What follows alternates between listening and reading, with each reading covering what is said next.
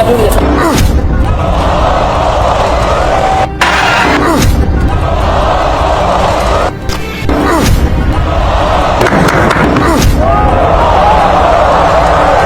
niyong sundan, huwag magpapahuli. Pag-usapan ni bakbakan. Matapos sa kanyang mga impresibong knockout na panalo, kung saan talagang bulagta ang mga kalaban. Talagang namangha ang mga boxing fans kung saan nanggaling ang lakas nitong Pinoy na si Ray Delubio Megrino. Marami ang nagsabi na tila mayroon siyang anting-anting dahil tila hindi matinag ang kanyang lakas. Si Megrino ay tubong Misamis Occidental ay may taas na 5 talampakan at 6 na pulgada at kinatatakutan sa kanyang division. Binansagan siyang Delubio dahil sa bagsik ng kanyang mga kamao kung saan bulagta ang mga tinatamaan. Upang mas lalong mapatunayan ang kanyang lakas, agad na nila itong dinayo sa labas ng bansa, kung saan dito napatunayan ni Megrino na isa siyang halimaw sa ibabaw ng ring. Unang dumayo si Megrino sa Thailand kung saan nasubok agad ito sa isang kinatatakutang knockout artist. Ito ay si Pongsaklek Wonjongkam, isang 2-time world champion na may record na 44 na panalo, 6 na talo at nakatalo na ng 34 na Pinoy. Dito sa laban, inisip ng mga Thai fans na pampataba lang sa kanilang pambato ang ating Pinoy, kung saan inaabangan lang nila ang pagbagsak nito. Ngunit laking gulat ng mga Thai fans nang 2 beses pinabagsak ni Megrino si Wonjongkam at tinapos ang laban sa ikatlong round, kung saan binawi ng dehadong Pinoy ang hawak nitong WBC belt. ครับไปถึง7ก็โอ้โหอันตรายครับดูเขาหนักนะครับโอ้เจ้ากรจะรอดไหมครับพี่อันตรายแล้วนะครับอันตรายแล้วครับโอ้โหครับจบสั้นเลยครับสภาพของเจ้า Sunod pinapunta si Megrino sa Japan upang harapin ang pinakahambog na si Kenji Kubo. Hindi ito madaling laban para kay Megrino dahil maliban sa undefeated itong si Kubo, isa pa itong may world champion bago pinasok ang boxing. Kung saan bago ang laban ay ubod na ito ng yabang at binantaan pang papatayin daw nito si Megrino sa kanilang paghaharap. Ang laban ay ginanap sa Korakuen Hall, Tokyo, kung saan puno na Japanese fans ang venue na gustong masaksihan ang pagbagsak ni Megrino. Naging maaksyon na kaagad sa pagbungad pa lang ng unang round. Napabagsak ni Megrino itong si Kubo, ngunit himalang hindi ito binilangan ng referee.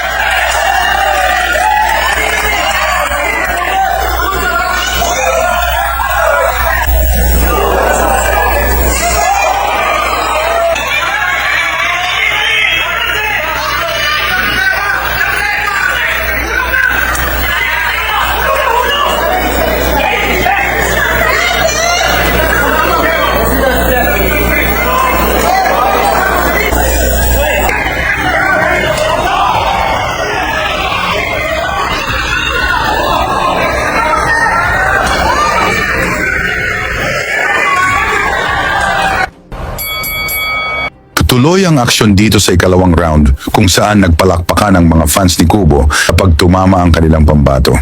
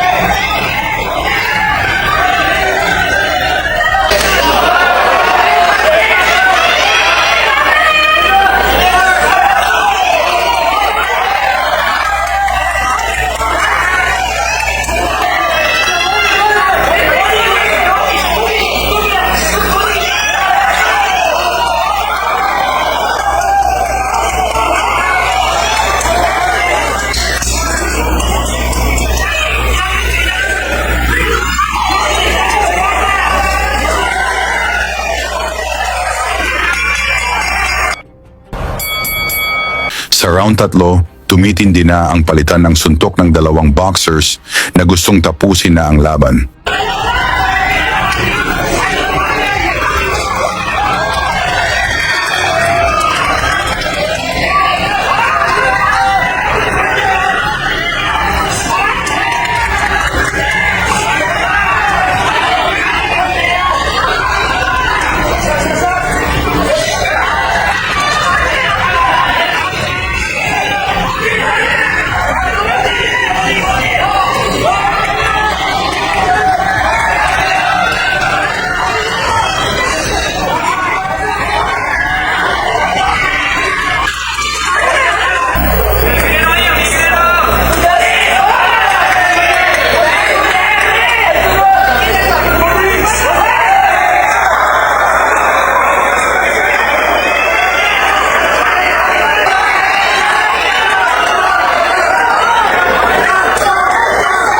Mula sa solidong kanan ni Megrino ang tumama, bagsak si Kubo ngunit nakatayo pa ito at lumalaban.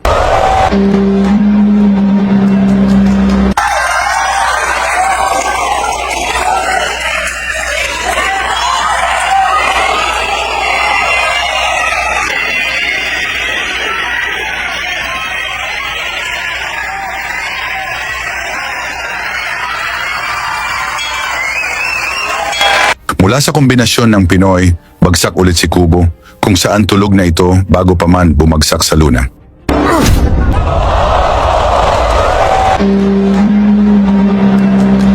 Dahil dito pinag-uusapan na ang lakas ni Megrino sa buong Japan. Dahil sa kagustuhang makabawi ng Thailand, muli nilang hinamon ang Pinoy na si Megrino at dito ay inilabas na nila ang kanilang pangmalakasang champion. Ito ay si Aikarthit Kanyaprom. Naganap ang sagupaan sa harap ng libu-libong mga Chinese sa Hong Kong Convention Center. Sa umpisa ng laban, malalakas na suntok na kaagad ang pinakawalan ng dalawang boksingero na gustong tapusin ng maaga ang laban.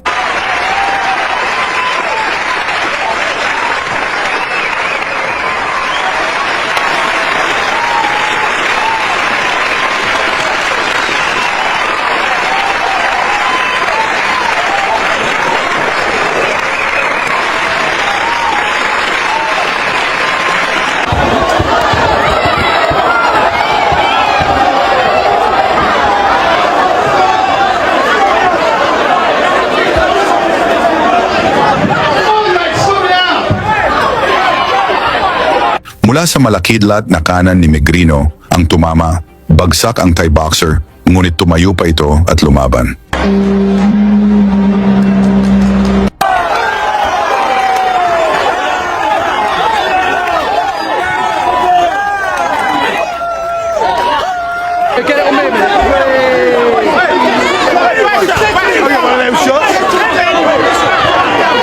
Mula sa malakas na pinakawalan ng Pinoy, bagsak ulit si Kanyaprom kung saan diretsyo na itutulog na para bang hinampas ng maso.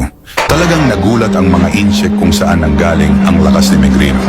Dahil gustong masaksihan ulit ng mga Chinese ang lakas ni Megrino, nagbigay sila ng malaking papremyo upang magbalik si Megrino. Ngunit sa pagkakataong ito, itinapat na nila sa prospect ni Bob Arum. Ito ay ang Indonesian knockout artist na si Jason Butar-Butar na binansagang Tyson dahil kasing lakas daw nito sumuntok ng heavyweight champion na si Mike Tyson. Kaya sa laban na ito, nandun mismo si Bob Arum ng Top Rank Promotions upang saksihan kung paano pababagsakin ng kanyang bata itong ating Pinoy. Sa unang round, maagang nagpasikat kaagad itong si Butar-Butar upang ma-impress ang kanyang lolong si Bob Arum. Ngunit naingat na pinag-aralan lang ito ng ating Pinoy na si Megrino.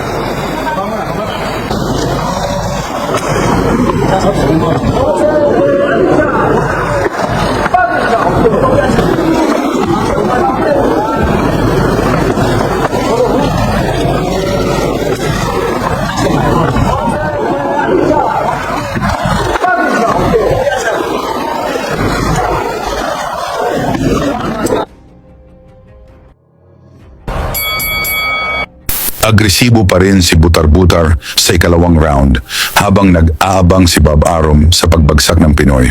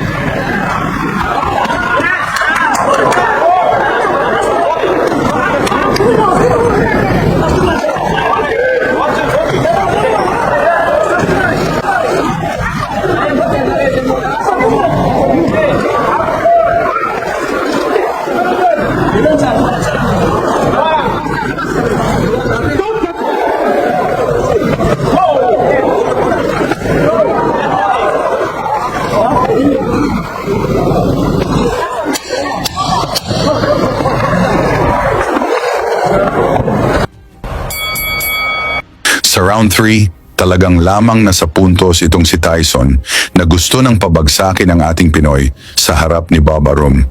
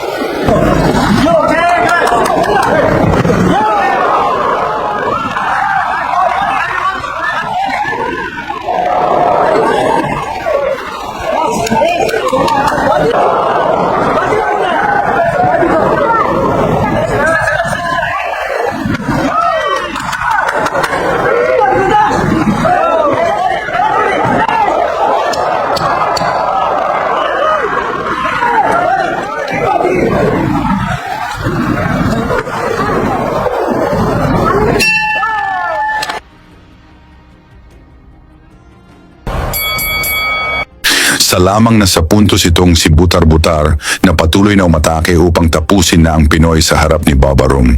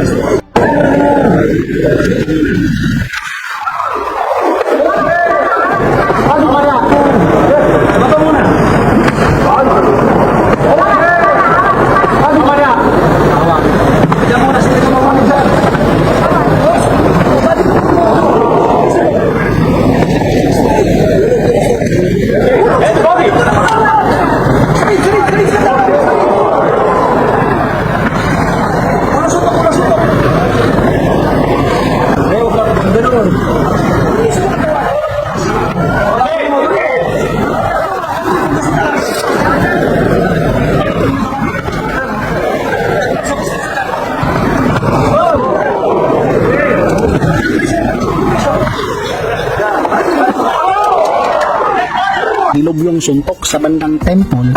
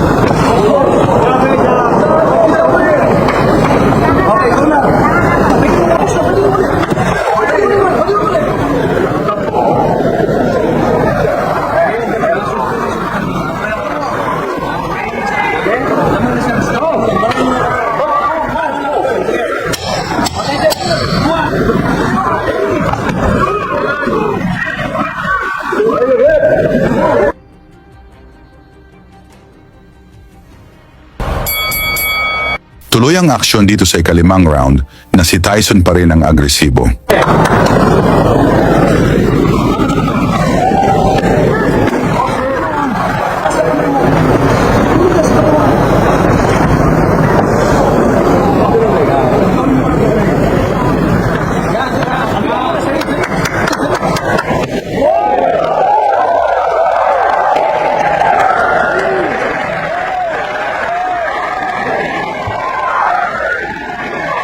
Mula sa solidong pinakawalan ni Megrino, bagsak si Tyson, kung saan diretso itutulog, kung saan kailangan pa itong tulungan ng referee upang makahinga at agad nila itong sinugod sa ospital.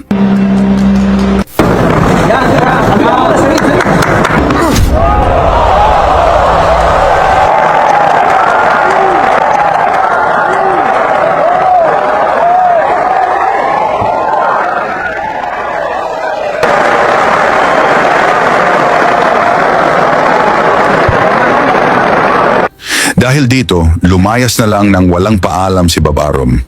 Dahil humanga ang Chinese fans kay Megrino, muli siyang pinabalik sa Hong Kong. Sa pagkakataong ito, isang hapon ang gustong maipaghiganti ang kababayan. Ito ay ang Japanese star, si Yuki Kobayashi, na binansagang strong dahil sa kanyang tibay at lakas ng mga suntok. Ngunit dahil dito, Yuki Strong Kobayashi! mas lalong pinaghinala ang may anting-anting itong si Megrino dahil sa loob lang ng 23 segundo, isang malakas na kanang kamao ni Megrino ang tumama.